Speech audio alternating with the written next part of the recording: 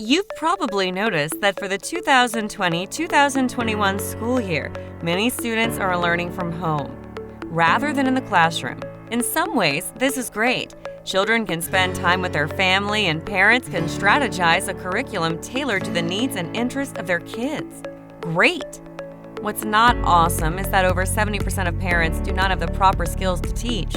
And worse yet, there are technology challenges for over 40% of parents today. What this means is a lot of students will be left behind this school year, and we need to do something about it.